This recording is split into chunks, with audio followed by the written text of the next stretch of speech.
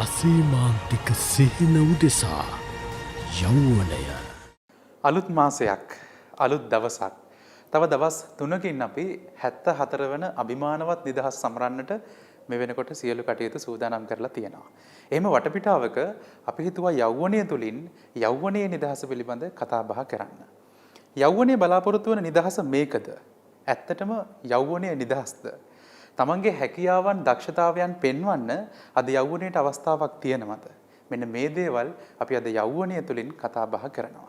පුරුදු විදිහටම අද යෞවනයට අපත් සමගින් සම්බන්ධ වෙනවා මොරටුව විශ්වවිද්‍යාලයේ මහාචාර්ය රංගික උමේෂ් හල්වතර මහාචාර්යතුමා. ආයුබෝවන් කියලා ඔබතුමන්ව යෞවනයට පිළිගන්නවා. දැන් අපේ රටේ අපේ සමාජයේ අපි තරුණ පරම්පරාව තුළ කතා බහක් තියෙනවා අපි ඇත්තටම නිදහස්ද කියලා. ඒ නිදහස තුළ සමහර අය කියනවා අපි ඇත්තටම නිදහස් නොවුණා නම් හොඳයි කියලා. තවත් සමහර මුහුණු පොතේ එහෙම අපි දකිනවා සමහර දේවල් මේ නිදහස අපිට ලැබුණේ ඇයි? අපිව තවත් යටත්කරණය තුළ යටත් විජිතය තුළ ජීවත් වුණා නම් හොඳයිනේ. මේ වගේ අමුතු කතා අපිට සමාජයෙන් ඇහෙනවා. මේ තරුණ පරම්පරාවෙන් ඇහෙනවා. තරුණ පරම්පරාවක් මෙහෙම හිතනවා නම් අපේ රටේ අනාගතය ගැන බයක් අපිට තියෙනවා මහාචාර්යතුමනි. මොකක්ද මේ වෙලා තියෙන්නේ? අපි අද කොයි තැනද ඉන්නේ? අපිට නිදහස හම්බ වෙලා අවුරුදු 74ක් තියෙන එක දේශපාලන නිදහසක්. නමුත් මම විශ්වාස කරන විදිහට නැත්නම් පෞද්ගලිකව මම හිතන විදිහට ඇත්තටම අපි රට නිදහස් නැහැ. අපි තාම ජීවත් වෙන්නේ සුද්දගේ රටේ. ලංකාවේ ඉන්න තාරුණ්‍ය නැත්නම් අපි වැඩිහිටියෝන්ගෙන් ඇවිල්ලා තාරුණ්‍යයට අපි මාරුණොතින් මම හිතන්නේ වැඩිහිටියෝ බහුතරයක් තාම ජීවත් වෙන්නේ සුද්දගේ රටේ. තාම අඳින්නේ සුද්දගේ රටේ. තාම කන්නේ සුද්දගේ රටේ විදිහට. තාම වැඩ කරන්නේ සුද්දගේ රටේ විදිහට. මම හිතන්නේ මේ අර කන්නේ බොන්නේ අඳින්න පළදින ගැන අපි පැත්තකට තිබ්බොත් අපි වැඩ කරන දේ ගත්තොත් නිරෝෂන් මම හිතන්නේ වැඩි පිරිසක් උදේ 8ට රස්සාවට ගිහිල්ලා පුංචි මොනවා හරි වැඩක් කරලා දවල් 12ට හොඳ කෑම වේලක් අරගෙන ඊට පස්සේ ආයෙ තව පොඩ්ඩක් වැඩ කරලා පොඩ්ඩක් වෙලා තිබුණොත් චුට්ටක් නිදාගෙන 4යි කාලට හරියට වැඩ ඉවර කරලා කෝච්චියට දුවන නැත්නම් බස් එකට දුවන වැඩ කරන ජනතාවක් තමයි ලංකාව ඇතුලේ ඉන්නේ. ඉතින් ඒකත් එක්තරා විදියකට අපි ආර්ථික වශයෙන් සහ සමාජීය වශයෙන් යම්කිසි විදියක යටත් විදිත තත්වයකට ඇවිල්ලා තියෙනවා. එක පිරිසක් අපි තාරුණ්‍යයට ගියොත් නිරෝෂන් ඕක ඇතුලේ අර මුහුණු පොතේ කියන කණ්ඩායම් ටික ඉන්නවා. එක පිරිසක් කියන අයියෝ අපිව තාම සුද්ද යටත් කරගත්තා නම් හොඳයි. අනේ සුද්ද අපිව පාලනය කරා නම් හොඳයි. ඒ ලංකාවේ ජීවත් වෙන පිරිස. තවත් පිරිසක් ඉන්නවා. අපි සුද්දගේ රට හොයාගෙන සුද්ද පාලනය කරන තැනකට යමු කියලා හිතලා රට දාලා යන්න අර බත්තර මුල්ල පැත්තේ පොලිමට ඉන්න තාරුණ්‍යයක් ඉන්නතර මේ කරුණු මේ කණ්ඩායම් ගණනාවම ලංකාව ඇතුලේ ජීවත් වෙනවා. ඉතින් මේ කණ්ඩායම් එක්ක මොනතරම් දුරට අපි රට සංවර්ධනය කරන්න පුළුවන්ද? ඇත්තටම ලංකාව කියන්නේ අපේ රට මේක සුද්ද රට මේක අපේ රට කියලා අපේ සංස්කෘතියක් අපේ අනන්‍යතාවයක් නිර්මාණය කරන්න මම හිතන්නේ නැහැ මේ අවුරුදු 74 ඇතුළත අපි උනන්දුවක් දැක්වුවා කියලා. ඒකට හොඳම උදාහරණය තමයි නිරෝෂන් අර අපි කියවනේ දැන් අපි තව දවස් කීපයකින් අපි සමරනවා 74 වෙනි නිදහස් උත්සවය. ඒතර 74 වෙනි නිදහස් උත්සවය විදිහට අපි සලකන්නේ දේශපාලනිකව අපිට ලැබිච්ච නිදහස ගැන. අපි මේ අවුරුදු 74 ගැන කල්පනා කරලා බැලුවොත් හැමදාම උත්සාහ කරේ නායකයෝ හදන්න. එක්ක පාලකයෝ නිර්මාණය කරන්න. එක්ක පක්ෂයක් රජ කරවන්න යම් කිසි විදියක රටේ එවකට පැවති තාරුණ්‍ය මම හිතන්නේ 74කට ඉස්සෙල්ලා හිටපු තාරුණ්‍ය අද මහලුයි සමහරලාට ඔවුන් ජීවිතින් අතර නැති වෙන්න පුළුවන්. අද ඉන්න තාරුණ්‍ය ගත්තත් මම හිතන්නේ ඔවුන් උත්සාහ කරන්නේ නායකයෝ තනන්න.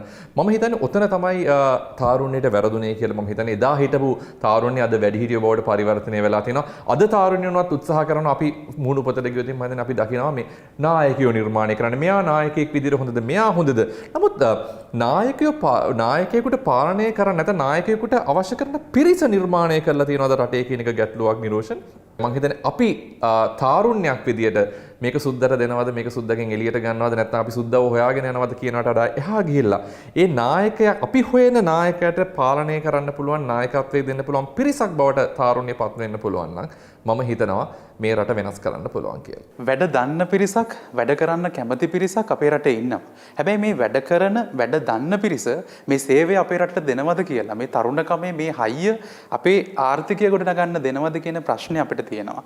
මේ වැඩ කරන පිරිස ලෝකයේ විවිධ රටවල් වල බෙදිලා මේ රටවල් දියුණු කරන්න ලබා දෙන දායකත්වයේ මහාචාර්යතුමනි අපිට අද කාලේ හොඳට දකින්න පුළුවන්.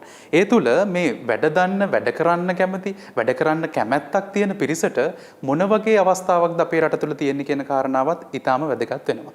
දැන් ඔබතුමන් විශ්වවිද්‍යාල මහාචාර්යවරයෙක් විදිහට විශ්වවිද්‍යාලයකින් මොන වගේ අවස්ථාවක්ද තියෙන්නේ තාරුණ්‍යයට තමන්ගේ හැකියාවන් දක්ෂතාවයන් නැත්නම් පරේක්ෂණ තුලින් නව නිර්මාණ තුලින් අත්හදා බැලීම් තුලින් ඉදිරිපත් කරන්න. නිරෝෂන් පළවෙනියෙන්ම කිව යුතු දෙයක් තියෙනවා ලංකාවේ විශ්වවිද්‍යාල තියෙනවා කියලා පෞද්ගලිකව මම විශ්වාස කරන්නේ විශ්වවිද්‍යාල නැහැ ලංකාවේ තුල විශ්වවිද්‍යාල තිබුණා නම් මම හිතන්නේ නැහැ රට මේ තත්ත්වයටපත් වෙයි කියලා. අපේ තියෙනවා මේ අධ්‍යාපන ලබා දෙන ආයතන කිහිපයක්.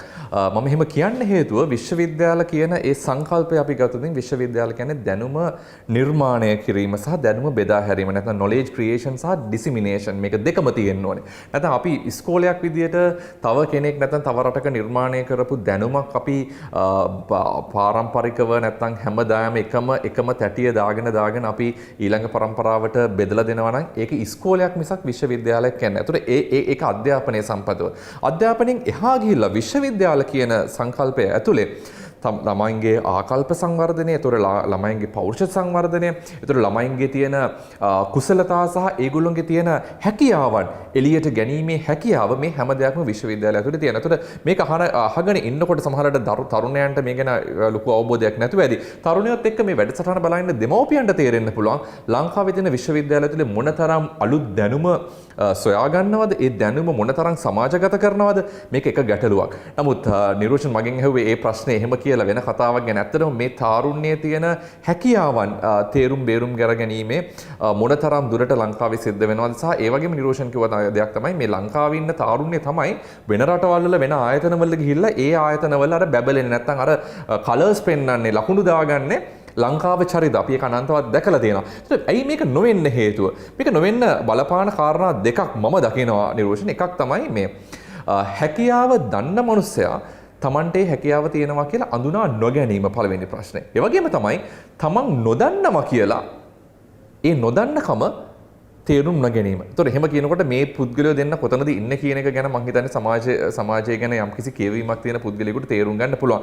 විශේෂයෙන් තාරුණ්‍ය කියලා ගත්තට පස්සේ තාරුණ්‍ය දන්නේ තාරුණ්‍ය සතුව තියෙන බලය කොතරද කියලා. අපි දන්නවනේ කැලේ ඉන්න සතෙක් ගත්තොත් ඒ සතාට තියෙන හයිය හරියට දැනගත්තා නම් අපි මිනිස්සු බිලියන 7.8 නෙමෙයි බිලියන 100ක් හිටියත් මේ ලෝකේ මිනිස්සුන්ට රජ කරන්න බෑ. මොකද ඊට වඩා සවි ශක්තිය වැඩි, දක්ෂතා වැඩි සත්වෝ මේ කැලේ ඇතුලේ ඉන්නවා. නමුත් ඔවුන්ට නැති එක දෙයක් මිනිස්සු සතුව තියෙනවා. ඒ දේ හින්දා තමයි අරුන් අභිබවා සතුන් අභිබවා මිනිස්සු එළියට ඇවිල්ලා තියෙන්නේ. ඒතකොට ඒ දේ නිවැරදි විදියට නියම අර්ථකථනයත් එක්ක අපි පාවිච්චි කරනවාද කියන එක තමයි ලොකුම ගැටලුව තියෙන්නේ. ඒකට ප්‍රධානම හේතුව තමයි නිරෝෂන් මේ තාරුණ්‍ය හරියට කියව ගන්න නැති එක. ගැටලු තුනක් තියෙනවා. එකක් තමයි මම දන්න දේ මොනවද කියලා මම දන්නේ නැහැ. මම නොදන්න දේ මොනවද කියලා දන්නේ නැහැ. ඒ වගේම තමයි වැඩිහිටි පරම්පරාව තමන්ගේ රාජකාරිය අවසන් කරලා තමන් රාජකාරිය පැවරීම නිසි ආකාරව සිද්ධ කරන්නේ අර රිලේ එකේදී බැටන් එක මාරු කරන එක හරියට කරන්නේ නැහැ. ඒතකොට මේකත් එක්ක තමයි ලංකාව ඇතුලේ මේ බිඳ වැටීම තියෙන්නේ. ඒතකොට සමාජය ඇතුලේ බිඳ වැටීමක් එක්ක යම්කිසි විදියකට මේ තාරුණ්‍ය මානසිකව කලකිරුණොතින් කියන්නේ තමන්ට අවශ්‍යතාවය තමන්ට දායකත්වය දෙන්න පුළුවන් තැන තමන්ව තේරුම් අරගෙනත් තමන්ට ඒ නිසි සැලකීම ලැබෙන්නේ නැත්නම් තමන්ට පිළිගැනීම ලැබෙන්නේ නැත්නම් සමහරවිට ඒ තාරුණ්‍ය හිතෙන්න පුළුවන් ඔව් මේ රටේ ජීවත් වෙන එක තේරුමක් නැහැ. එතකොට තමන්ට ගැළපෙන තැනක ගිහිල්ලා තමන්ගේ සර්විස් එක නැත්නම් තමන්ගේ දායකත්වයේ දිය යුතුයි කියන එක මං හිතන්නේ නැහැ. ඒක වැරද්දක් තියෙනවා කියලා. වැඩිහිටියෝ කියලා කිව්වට පස්සේ වයස් භේදයකින් සොරව සියලු දෙනාම උත්සාහ කරනවා මේ තාරුණ්‍යයට බෑ. අපි තමයි හරියට දන්නේ. අපි මේක කළ යුතුයි.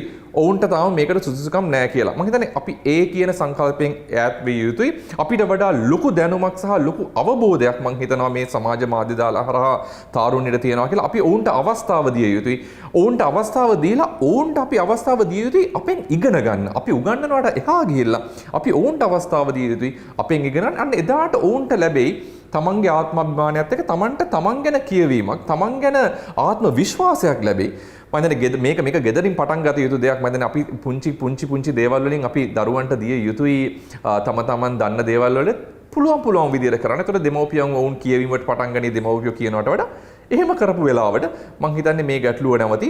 එහෙම වෙච්ච දවසට අර පිට රටකට ගිහිල්ලා අපේ තාරුණ්‍ය දැනුම සහ ඔහුගේ කුසලතාවය දෙනවට එහා ගිහිල්ලා ලංකාව ඇතුලේ ඔහුට පිළිගැනීමක් සහ අවස්ථාවක් තියෙනවා නම් මම හිතන්නේ ඕන් මේ ලංකාවේ නවතින නිරෝෂ. අසීමාන්තික සිහින උදෙසා යෞවනය මහාචාර්යතුමන් පැහැදිලි කළා වගේම තාරුණ්‍යයට මඟ පෙන්වීමක් අත්‍යවශ්‍යයි. ඒ මඟ පෙන්වීම තුළ විශ්වවිද්‍යාල මහාචාර්යවරයෙක් වශයෙන් දැන් ඔබතුමන් විශ්වවිද්‍යාලයේ දරුවන්ට වගේම ඉන් පරිබාහිර සමාජයේ සිටින සියලු තරුණ තරුණියන්ට ලොකු මඟ පෙන්වීමක් ඔබතුමන්ගේ පරීක්ෂණ තුළිනුත් සිදු කරනවා. අපි දැන් මේ ඔබතුමන් ඒ කළ පරීක්ෂණ තුළින් ලබාගත් අත්දැකීම දැනුම කොහොමද අපි තරුණයන්ට තරුණ තරුණියන්ට ලබා දෙන්නේ? නිරෝෂන් ඇත්තරම මගේ පරීක්ෂණ ගත්තොත් මගේ පරීක්ෂණ පොඩ්ඩක් සමහරවිට විශ්වවිද්‍යාලවල නැත්නම් අනිකුත් විශ්වවිද්‍යාලවල මගේ විශ්වවිද්‍යාලය ඇතුලේ වෙන සිද්ධ වෙන පරීක්ෂණ වලට අතර පොඩ්ඩක් වෙනස් විදියක වෙනස් මුහුණුවරක් ගන්නවා කියලා කියන්න පුළුවන්. ඒකට ප්‍රධානම හේතුව තමයි මගේ ඉන්න මේ පරීක්ෂණ කණ්ඩායම ඇතුලේ පරීක්ෂණ කණ්ඩායම ඇතුලේ නිරෝෂන් මේ ඒකේ ඉංජිනේරු පිරිස අඩුයි. ඉංජිනේරු මම සාමාන්‍යයෙන් මගේ පරීක්ෂණ වලට භාවිතා කරනවා හරිම අඩුයි. මොකද මම ඉංජිනේරුවෙක්, මම සිවිල් ඉංජිනේරුවෙක්. ඒතර මම ගොඩක් වෙලාවට උත්සාහ කරන්නේ මට නැති දැනුම එකතු කරගෙන ඒ ඇතුලේ සමහරලාට කෘෂි කර්මාන්තය ඉගෙන ගත්ත දරුවෝ වෙන්න පුළුවන්, ඩිසයිනර්ස්ලා නැත්නම් අපි මේ යම් කිසි දෙයක් නිර්මාණශීලීත්වව හිතන්න පුළුවන් දරුවෝ වෙන්න පුළුවන්, ගෘහ නිර්මාණ ශිල්පියෝ ඉන්න පුළුවන්, ජීව විද්‍යාව හදාරපු දරුවෝ ඉන්න පුළුවන්, නැත්නම් අපි ගත්තොත් වාස්තු විද්‍යාව හදාරපු දරුවෝ ඉන්න පුළුවන්. තවත් එහාට ගිහිල්ලා සමහරවිට ආකියොලොජි නැත්නම් මේ අපේ ඉතිහාසයේ සහ පුරාවිද්‍යාව හඳුනාගත්ත දරුවෝ වෙන්න පුළුවන්. මේ ඔක්කොමල්ලම එකතු කරලා අපි අර ඉගෙන ගන්න මේ සමූහයක් අපි නිර්මාණය කරලා තියෙන්නේ. අපි එක පරීක්ෂණ කණ්ඩායමක් ඇතුලේ සමහරවිට දෙතුන් දෙනෙක් ඉන්න පුළුවන්. නමුත් මේ කණ්ඩායමම ඒ පරීක්ෂණයේ නිර්මාණය කිරීම සහ පරීක්ෂණ ක්‍රියාත්මක කරගෙන යන්න අපි කට්ටියක් විදිහට එකතු වෙනවා. ඒතර මේකට සමහරවිට මහා පරිමාණ ඉංජිනේරු විද්‍යාවේ යම්කිසි මූලද්‍රව්‍යයක් සොයා ගැනීමක් වෙන්න පුළුවන්. නමුත් එතනදී සමහරලාට ආකියොලොජි නැත්තම් මේ පුරාවිද්‍යාව හදාන දරුවගෙනුත් පුංචි කෑල්ලක් එකතු කරන්න පුළුවන්. මෙතන මේකේ කතාව තියෙන්නේ නිරෝෂන් මේ අපි ගණිතයේදී කියන දෙයක් තමයි 1 කියන්නේ 2යි. ඔක 3 වෙන්න බෑ. නමුත් අපි මිනිස්සු ගත්තට පස්සේ අපි නිවැරදිව ඒ පුද්ගලයාට නිසි ගෞරවය දීලා ඒ පුද්ගලයාගේ තියෙන දැනුම අපි හරි නිවැරදි විදිහට උකහා කර අපිට එකතු කරගෙන අර සංකලනයකට යන්න පුළුවන් නම් මම හිතන්නේ 1 වෙන්නේ නෑ. මම හිතන්නේ මගේ පරීක්ෂණ කණ්ඩායමේ ලොකුම දායකත්වය ලොකුම සාර්ථකත්වයේ තියෙන්නේ මම හිතන්නේ 1 වෙලා නෑ. මේක ඇතුලේ මහා පරිමාණ ඔලුගිඩි ගණනක් එකතු වෙලා තියෙනවා. ඔලුගිඩි ගණනක් විතරක් නෙමෙයි හැමෝගෙම දැනුම එකතු වෙලා තියෙනවා. හැමෝගෙම අර සුදු කළු අලු හැම පාට තියෙනවා. නමුත් අපිට අවශ්‍ය කරන වර්ණ එකතු කරගත්තා නම් ඒ වගේම විවිධාකාර වර්ණ එකතු කරගත්තා නම් මේක අර දේ දුන්නක් වගේ බැබලෙන තත්ත්වයට පත් කරන්න පුළුවන්. ඉතින් ඒක තමයි මගේ සාර්ථකත්වය කියන්න පුළුවන්. ඒකේ නායකයෝ නෑ නිරෝෂන්. ඒකේ ඉන්නේ කණ්ඩායමක්. මම මේක ඉස්සෙල්ලත් මම කිව්වේ මම හිතන්නේ අපිට අර අලිබබා වෙන්න අවශ්‍ය වෙන්නේ නෑ. හොරු 40 වෙන්න ඕනේ කමකුත් නෑ. අපිට අවශ්‍යතාවය වෙන්නේ කණ්ඩායමක් එකතු කරගන්න. මේ කණ්ඩායමේ විවිධ වර්ණ තියෙන්න පුළුවන්. විවිධ හැඩතල තියෙන්න පුළුවන්. නමුත් අවසානයේ එකතු වුණාට පස්සේ ලස්සන කතාවක් වෙන්න පුළුවන්. ඉතින් ඒ කතාව තමයි අපි හොයාගෙන යන්නේ. අපි හැම දවසකම මම හිතන්නේ අපේ කණ්ඩායම උදේ පාන්දරේ ඉඳලා හවස මහ රැය වෙනකන් එකට වැඩ කරනවා. එතන මම හිතන්නේ මහාචාර්යවරයෙක් විදිහට මම එතන හැසිරෙන විදිය ගත්තොත් සමහරවිට මමත් සරප්පු දෙකක් නැතුව කටකලිස්ම දාගෙන ඒගොල්ලොන් එකට වැඩ කරනවා. ඉතින් ඒ කණ්ඩායම හැංගීමත් එක්ක මම හිතන්නේ පරීක්ෂණ අපි ඉදිරියට යනවා. ඒ වගේම ඉතින් මට කියන්න පුළුවන් ඒවා ජාතික මට්ටමේ සහ ජාත්‍යන්තර මට්ටමට ගිහිල්ලා තියෙනවා කියලා. ඉතින් ඒක තමයි සාර්ථකත්වය නිරෝෂන්. අපි ගොඩක් වෙලාවට හිතන දෙයක් තමයි අපි තමයි ලොකුම චරිත. අපි තමයි සිරා පොරවල් කියලා කියන්නේ අපේ තාරුණ්‍ය භාෂාවෙන් කිව්වොත් ඇත්තටම අපි සිරා නැහැ. අපි සිරා වෙන්නේ අපි ඇතුලේ අපේ අර ඒ තියෙන සයිලෝ එක ඇතුලේ ඒ පෙට්ටිය ඇතුලේ හිර වුණොතින් අපි මේ පෙට්ටිය ඇතුලේ සිරා. මොකද අපි එහා පැත්තේ පෙට්ටියේ ඉන්න පුද්ගලයා ගැන අපි දන්නේ නැහැ. මෙතන වැදගත්කම තියෙන මේ පෙට්ටිය අරගෙන අපි එළියට යන්න ඕනේ. එළියට ගියාට පස්සේ අපිට තේරුම් ගන්න පුළුවන් ඉංජිනේරුවරු වෛද්‍යවරු කියන්නේ මේ සිරා චරිත නෙමෙයි සමාජය තුළ. ඊට වඩා සමහරලාට මේ රටේ අර අපේ පාර අතු ගන්න මහත්මයා නැත්නම් ඒ මහත්මිය අපිට වඩා සිරා චරිතයක් වෙනවා. අපිට වඩා රටට දායකත්වයක් දෙන පුද්ගලෙක් වෙන්න පුළුවන්. ඒතර මෙතන වැදගත්කම වෙන්නේ එක එක්කෙනාව හරියට තේරුම් අරගෙන අපිව පුළුවන් නම් අපේ නැවතත් මම ඒකම කියන්න උත්සාහ කරොත් මට මාව අගය කරන්න පුළුවන් නම් මට මාව හරි කියවීමක් එක්ක මට මාව අගය කරන්න පුළුවන් නම් මට නිරෝෂන් වගේ කරන්න පුළුවන්කම ලැබෙයි. එතකොට අපිට කණ්ඩායමක් විදිහට එකතු කරන්න පුළුවන් වෙයි. එතකොට අර 1 වෙන්නේ නැතුව මිලියන ගානක වත්කමක් ඒ ඇතුලේ නිර්මාණය වෙයි. මම හිතන්නේ ඒක තමයි මගේ පරිශ්‍රණය ඇතුලේ මම කරන්න උත්සාහ කරලා තියෙන්නේ. දැන් මේ පාට වර්ණ එකතු කරගෙන කරන පරීක්ෂණ ගැන ගෙදර ඉන්න ඔබ දැනගන්න කැමැත්තෙන් ඇති. මහාචාර්යතුමනි දැන් අපි උදාහරණ විදිහට ඒ පරීක්ෂණ අතරින් කිහිපයක් මතක් කරමු. නිරෝෂන් මෙහෙම ඇත්තටම මගේ එක්තරා විදියක අර පොඩි ඇඟේ තියෙන උණක් තමයි සහ ඒකත් එක්ක ආපු දෙයක් තමයි මේ එක දෙයකට මම ලඝු වෙන්න කැමති නැහැ. ඒක තමයි මම කිව්වේ විවිධ විදිය වර්ණ මම එකතු කරගන්න උත්සාහ කරනවා. මම මුලින්ම පටන් ගත්තේ පස් එක්ක සහ මඩ එක්ක පරීක්ෂණ කරන්න. අපි මුලින්ම මම ගොඩක් වෙලාවට මේ නව නව නිර්මාණ සහ නව උත්පාදන කරන්න ඒ මගේ කණ්ඩායමත් එක්ක පෙළඹෙන්නේ. මම පළවෙනිම මගේ පේටන්ට් බලපත්‍රයක් ලබාගත නව නිර්මාණය තමයි මේ මඩ් කොන්ක්‍රීට් බ්ලොක් කියලා නැත්නම් මඩ සහ පස් ආශ්‍රිතව කරපු කොන්ක්‍රීට් එකක්. ඒකෙන් තමයි මම පළවෙනියෙන් පටන් ගත්තේ. ඊට පස්සේ ඒකේ දිගහැරීම් නැත්නම් ඒකේ එකතු කිරීම ගොඩක් කරා. ගොඩක් වෙලාවට ලංකාවේ ඉස්සර තිබිච්ච මේ බයින්ඩර්ස් නැත්නම් මේ යම් විදියක ශක්තිය වැඩි කරගන්න පුළුවන් ක්‍රමවේද අපි ගත්තින් සමහරවිට අපේ දරුවෝ දන්නේ නැති විදිහ දවුල් කුරුඳු කියලා ගහක් තියෙනවා. දවුල් කුරුඳු ගහ ගන්නවා ඔය කැවුම් හදන්න කොකිස් හදන වෙලාවට. ඉතින් ඒ වගේ ඒ ගස්වල තියෙන ශාරය පාවිච්චි කරලා කොහොමද අපේ පරණ මුතුන් මිත්තෝ නිර්මාණ කරේ කොහොමද කියන ඒවා ඒ පරණ දැනුම මොන විදියකට අපිට නැවත අපි ඔකට කියනවා මේ අපි අර මේ ඩිකෝඩින් කියලා නැත්නම් මේ අපි පරණ දේවල් නැවත ආවර්ජනය කරන්න පුළුවන් දේවල් හොයාගෙන යන්න පුළුවන්ද කියන එක අපි පටන් ගත්ත පස්වලින් තමයි ගොඩක් නිර්මාණ මම කරන්න පටන් ගත්තේ. ඊට පස්සේ අපි ගොඩක් වෙලාවට වේස් මෙටීරියල් අපි සමහරලාට ඒකත් අපේ තාරුණ්‍යයට අලුත් වචනයක් වෙන්න පුළුවන් මේ ලීනියර් ඉකොනොමි සහ සර්කියුලර් ඉකොනොමි කියන එක මේක මේ රටේ තියෙන ආර්ථිකයකට බද්ධ කරන්න පුළුවන් වචන දෙකක් නෙමේ. නිරෝෂන් අපි ගොඩක් වෙලා ලීනියර් ඉකොනොමි කියන්නේ අපි සමහර දෙයක් අපි ගන්නවා ඒක පරිභෝජනය කරනවා අපි පැත්තකට වීසි කරනවා. නමුත් සර්කියුලර් ඉකොනොමි එකේදී අපි කරන්නේ මේ සංවෘත ආර්ථිකයක් කියලා කියන්නේ අපි එතකොට ගොඩක් වෙලාවට මේ වේස්ට් එක අපි නැවත පාවිච්චි කරනවා අගේ එකතු කිරීම කරලා වැලියු ඇඩිෂන් කරලා අලුත් නිර්මාණ වලට යන්න පුළුවන්. ඉතින් ඕක තමයි අපි කරන්න උත්සාහ කරේ. ගොඩක් වෙලාවට බේස් මෙටීරියල් නැත්නම් මේ අපතේ යන ද්‍රව්‍ය නැත්නම් කර්මාන්ත ශාලා වලින් ගොඩක් වෙලාවට එළියට දාන අපද්‍රව්‍ය භාවිතා කරලා ඉදිකිරීම් කර්මාන්තයට අදාළ කරන දේවල් නිර්මාණය කරන්න උත්සාහ කරා. මේ ළඟකදී අපි අවසන් කරා මේ වතුර සමහරලාට බොන වතුරවල ඔබ දන්නේ නැතුවද ඔබට ලස්සනට පාටක් නැතුව ලස්සන වතුර ටිකක් එනවා. නමුත් ඒ වතුරවල පුංචි අපි ගඟේ තියෙන වතුර ගත්තොත් පුංචි දුඹුරු පාට ඇවිල්ලා තියෙන පුංචි අර ක්ලේ නැත්නම් මඩ අංශු වලින්. ඒතර මේක අපි අයින් කරන්න ඇලම් කියලා රසායනිකයක් පාවිච්චි කරලා මේක දැම්මට පස්සේ මේක කිසිම දෙයකට භාවිතා කරන්න මේක ලංකාවේ තියෙන ලොකු ගැටලුවක්. නමුත් අපිට හැකියාව ලැබුණා මේ තියෙන ගලක් වගේ හැදෙන මේ ඇලම් ස්ලජ් එක නැත්තම් මේ අපද්‍රව්‍ය නැවත පවුඩර් එකක් බවට පරිවර්තනය කරලා කුඩු බවට පරිවර්තනය කරලා හොඳ බිත්ති ආලෝපයක් හදන්න. අර රිරෝෂන්ට මතක නම් මේ අපේ සීගිරියේ තියෙන කැටපත් පවුර හදලා තියෙන්නේ දිලිසි තියෙනවා අවුරුදු 10 ගාණක් වෙනවා. අදටත් ඒ දිලිසි මේ විදිහට තියෙනවා. අපිට ලැබුණා අවුරුදු 10 ගාණකට පස්සේ සීගිරි කැටපත් පවුරේ බිත්තිය ඒ නිමවුම ඒ විදිහටම නිර්මාණය කරන්න. ඒක එක පැත්තක තිබිච්ච පරිශන කිහිපයක්. ඒතකොට අනිත් පැත්තට ගියොතින් අපි නිරෝෂන් අපේ පරණ තිබුණා ලී කර්මාන්තයක් අපි ගත්තොත් ටැම්පිට විහාර තියෙනවා, අම්බලම් තියෙනවා. මේ දේවල් වල තියෙන මේ ලී අදටත් ඒ විදිහටම තියෙනවා. නමුත් අපි මේ ආයතනය ගත්තත් සමහරවිට ගෙවල් වල ඔබට හොඳ අත්දැකීම් ඇති මොනතරම් වේයන්ට අපි ප්‍රතිකර්ම ගත්තත් මේ ලී ඊටාත්ම ඉක්මනින් සවුත් වෙනවා. සමහරවිට පුස් බැඳෙනවා. ඒතර මේකට අපිට බැරිද අර පෙර තිබිච්ච ඒ තාක්ෂණය නැවත ඩිකෝඩ් කරන්න නැවත ආයෙ ගන්න පුළුවන්ද කියලා බලන්න. ඒතර අපි ඒක ගැන පරීක්ෂණයක් කරා. ඒකෙත් නැවතත් අර පුරාවිද්‍යාව සම්බන්ධව නැනෝ තාක්ෂණය සම්බන්ධව මේ හැමෝම එකතු කරගෙන අපිට පුළුවන්කම ලැබුණා මේ ළඟදී දවසක මේ ලී පදම් කරන ක්‍රමවේදයක් කොළවල නිස්සාරකයක් පාවිච්චි කරලා ලී පදම් කරලා මේ අද භාවිතා කරන අපිට පිටරටින් ලංකාවට එන ලී පදම් කරන මේ අමුද්‍රව්‍ය මූලද්‍රව්‍ය වලින් එහාට ගිහිල්ලා ඊට වඩා හොඳ ලී පදම් කිරීමේ ක්‍රමවේදයක් හොයාගන්න.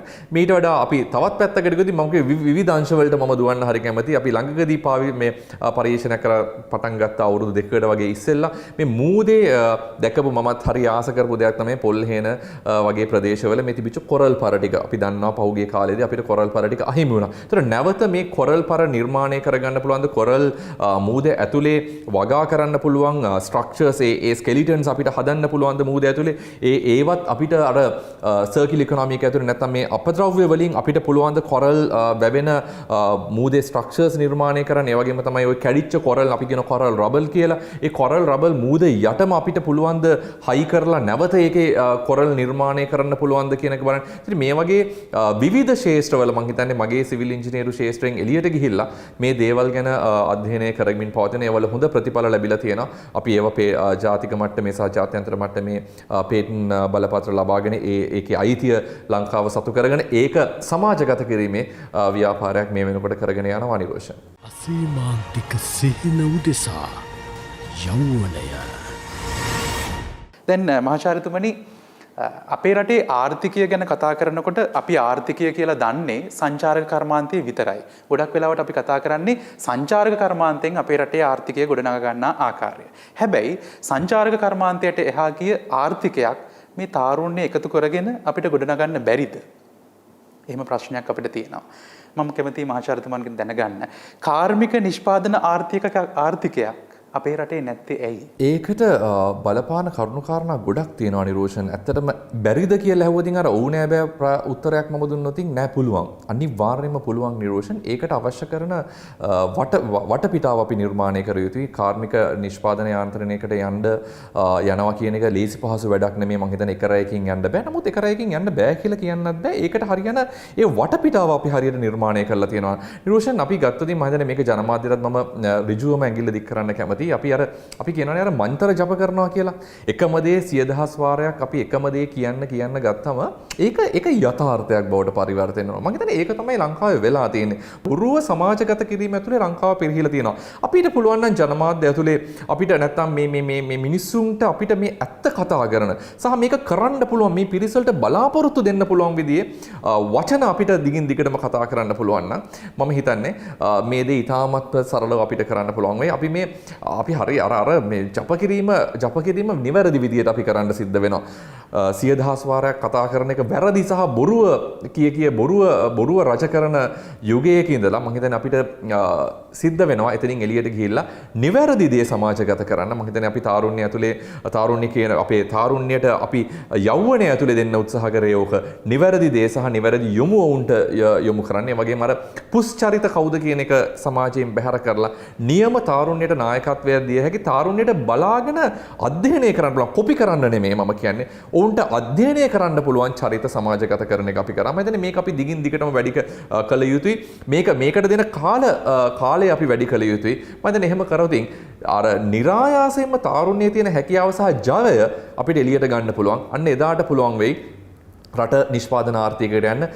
සේවා ආර්ථිකය මත පදනම් වෙච්ච එක මම හිතන්නේ අපි එතනින් ගැලවිය යුතුයි. නිෂ්පාදන ආර්ථිකයට ගිය යුතුයි. නමුත් ඒකට යම්කිසි විදියකට කාල පරාසයක් අපි නිර්මාණය කළගත යුතුයි. අපි නිර්මාණය කරනවට වඩා තාරුණ්‍යයට ඒ සවි බලය දිය යුතුයි. ඔවුන්ගේ ලෝකය නිර්මාණය කරගන්න නිරෝෂ.